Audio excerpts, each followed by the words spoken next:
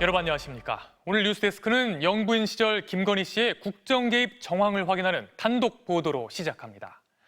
공수처가 확보한 김건희 씨의 통화 내역을 MBC가 확인했는데요. 여기엔 김건희 씨의 공천 개입을 의심할 만한 정황이 곳곳에서 확인됩니다. 특히 지난 2022년 나토 정상회의를 앞두고 김건희 씨에게 6천만 원대 목걸이는 물론 고급 브로치와 귀걸이까지 주었다고 증언한 서희건설 이봉관 회장과의 통화 내역이 눈에 띄는데요. 김건희 씨가 그로부터 1년 뒤에도 이 회장과 휴대폰으로 연락을 주고받은 사실이 확인됐습니다. 당시 이 회장의 사위가 총선 출마를 저울질하고 있었다는 점에서 공천 관련 청탁이 있었는지 의혹이 일고 있습니다.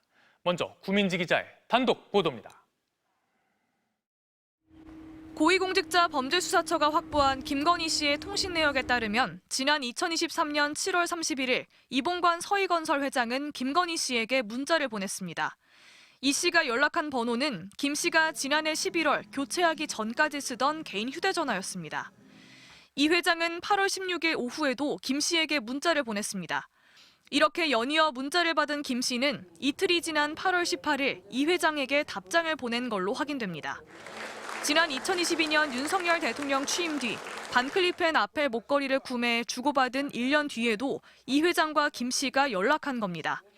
그런데 두 사람이 연락한 시기는 이 회장의 첫째 사위인 박성근 당시 국무총리 비서실장이 22대 총선 출마 의지를 굳혔다는 보도까지 나온 뒤입니다. 출마 예상자라고 이렇게 거론되는 것에 대해서 저도 사실 좀 불편합니다. 총리님 모시는 입장에서. 그런데 제가 출마 안 한다는 말씀은 못 드리겠습니다. 제가 결정을 못했기 때문에. 같은 해 12월 박 전 실장은 비서실장직을 그만두고 부산 중영도 출마를 선언했습니다. 당시 부산 중영도는 육선 김무성 전 의원이 출마를 선언했다가 공천 신청을 철회했고 박 전 실장은 다른 예비 후보들을 제치고 윤석열 정부 초대 해양수산부 장관인 조승환 의원과 맞붙었다가 경선에서 패했습니다.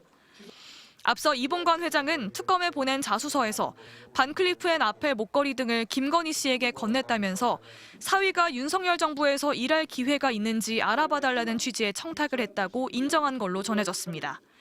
김건희 씨 측은 2023년에 주고받은 문자도 이 회장 사위 공천 관련 연락이었냐는 MBC 질의에 접견 전이라 사실관계 파악이 어렵다고 전했고 서희건설 측은 답을 하지 않았습니다. 특검은 내일 오전 김건희 씨와 김 씨의 집사로 불리는 김예성 씨를 동시에 불러 조사합니다. MBC 뉴스 구민지입니다.